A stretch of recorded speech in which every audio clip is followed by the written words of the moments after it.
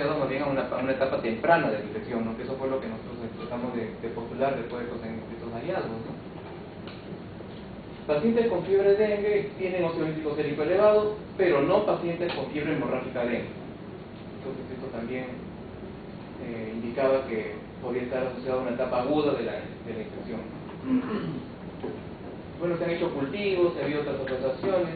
En fin, el óxido nítrico puede ser algo muy interesante. Bueno, finalmente hablar un poco de la vacuna de dengue. ¿Por qué no existe una vacuna para dengue, no?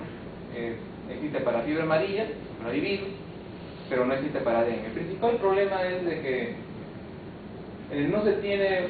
Primero que el virus tiene 4 serotipos diferentes y la respuesta inmune para uno no protege contra los otros serotipos. Es un gran problema. Entonces, ¿cómo crear una vacuna? ¿Con qué moléculas queremos construir la vacuna de manera que proteja para los 4, ¿no? Por otro lado, se sabe que en infecciones naturales se induce una inmunidad protectiva prolongada para el mismo serotipo, como ya les dije, pero corta para nuevos serotipos. No existe un modelo experimental animal o in vitro que semeje lo que ocurre en un paciente con dengue hemorrágico. Y ese también es uno de los grandes problemas, porque teniendo animales experimentales que más o menos semejen la patología en el humano, uno podría producir más resultados, investigar algunas cosas, pero no existe, ¿no? Actualmente se está evaluando una vacuna tetravalente que involucra a 4 proteínas estructurales de los 4 serotipos que han sido construidas sobre el genoma del virus de fiebre amarilla. Entonces es un mix de genoma de fiebre amarilla incorporando 4 genes estructurales de los 4 genes estructurales de los 4 serotipos, ¿no? Y están actualmente en la etapa 2B, es decir, están a punto ya de entrar a una etapa en pacientes, un número importante de pacientes, y ver los resultados, ¿no? Se ha probado hasta ahora, por lo que comentaban justamente en lo que la información que pasó Rocío, están con muy buena expectativa, ¿no? Pero, como ocurre siempre con estas vacunas, no se va a ver hasta muchos años después realmente si sirvió, ¿no? Así como ocurrió con el caso de la vacuna de malaria, que después se vio que no era tan útil en otras poblaciones diferentes a las que inicialmente se evaluaron, y eso puede ocurrir con dengue, ¿no?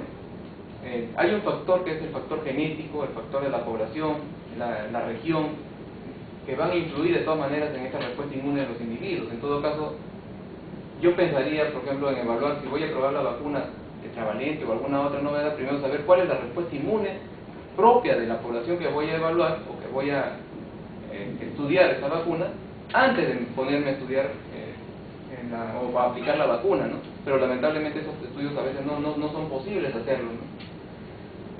En fin, entonces hay una tentativa ahí y habrá que esperar a ver los resultados siguientes, ¿no? Por otro lado, se desconoce, es difícil predecir si esa vacuna será efectiva para prevenir la fiebre hemorrágica. Se ha visto que puede ser buena para prevenir los cuadros de dengue clásico, pero no se sabe todavía si puede ayudar a prevenir ya en vivo un cuadro de fiebre hemorrágica por dengue. O sea que está todavía un poco más difícil de poder analizar, ¿no? Y la falta de animales de laboratorio, ¿no? Bueno, y aquí mi comentario final, ¿no?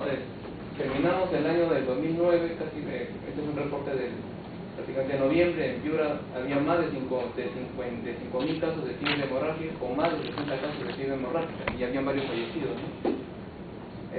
Los siguientes departamentos o regiones donde se encontraron casos de fiebre hemorrágica fue Trujillo y Lambayeque el año pasado, ¿no?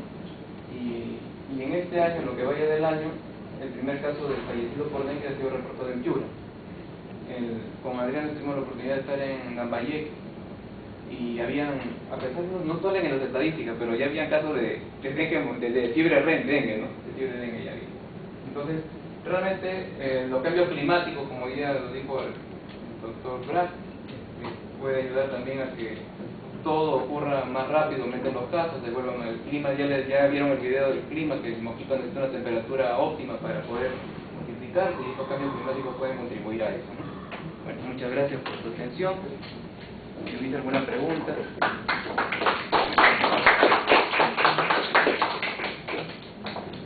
Gracias, Miguel. Una revisión bastante llama la atención varias estas, digamos, de lo que está ocurriendo a nivel específico de dengue. Realmente para mí esto es nuevo, muy interesante. ¿Algunas preguntas, comentarios?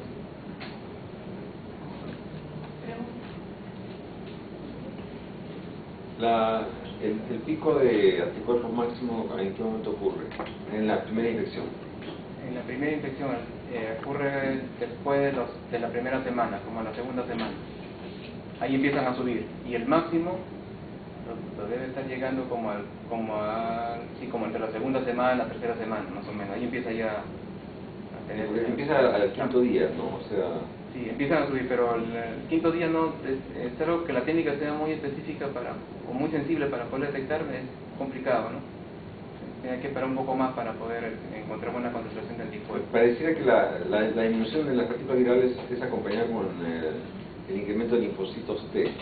Parece que el efecto de sí, es ese, ¿no? Los linfocitos T específicos y los anticuerpos específicos ayudan definitivamente. Los linfocitos T específicos porque son, sobre todo los CD8 son los que van a eliminar las células infectadas por virus, ¿no? Y los anticuerpos porque van a ayudar a controlar a los que se están liberando. ¿Es normal que ocurra tan rápido una diferenciación de linfocitos en 5 días? No, la inmunidad adaptativa no empieza en una semana, empieza después de la segunda, tercera semana. Pero hay una gráfica en la cual ves la caída de partículas virales. Se me llamó los tiempos tan breves.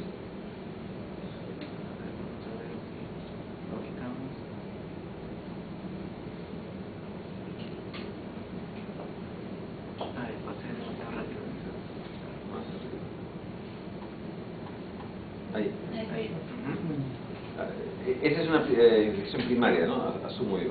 Sí. Y entonces tú ves que... No, acá esta es una infección, claro, una infección primaria. Empieza a crecer entre el segundo y quinto día la línea roja, ¿no? Y cuando ahí empieza a bajar ya el título de partículas virales.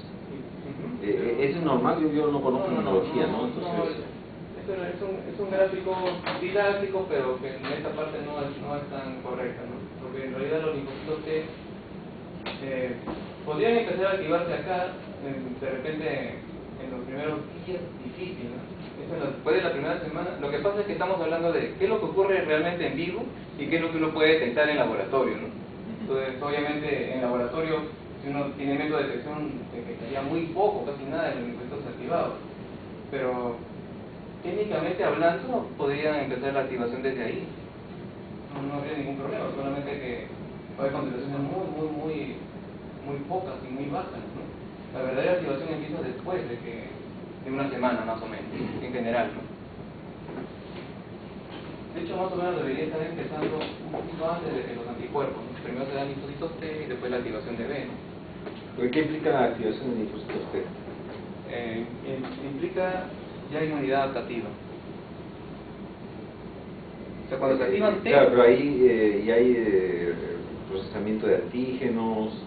Durante la inmunidad innata empieza el procesamiento de antígenos. Solamente durante la inmunidad innata. Macrófagos, células dendríticas principalmente, empiezan a procesar antígenos. Procesan, y posiblemente algunos de ellos se dirijan a ganglios y empieza una activación suave, ¿no? Pero solamente suave porque en realidad puede ser controlado el agente patógeno. Hay una inmunidad que se va formando adaptativa, pero muy ligera.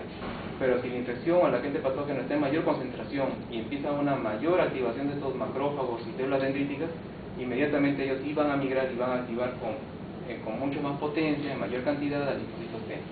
O sea, al final cualquier agente infeccioso que ingrese al cuerpo siempre nos va a generar una inmunidad adaptativa, siempre. Pero si es controlado, va a ser poca, ¿no? Para que exista una verdadera activación de inmunidad adaptativa contundente, observable visualmente o en pruebas de laboratorio, tiene que haber una buena carga del patógeno, del inmunógeno, una buena carga, ¿no? Solo así se puede observar, ¿no? En este caso podría haber podría estar iniciándose aquí, pero realmente acá es donde se dispara, ¿no? Acá se dispara ya realmente la activación de T.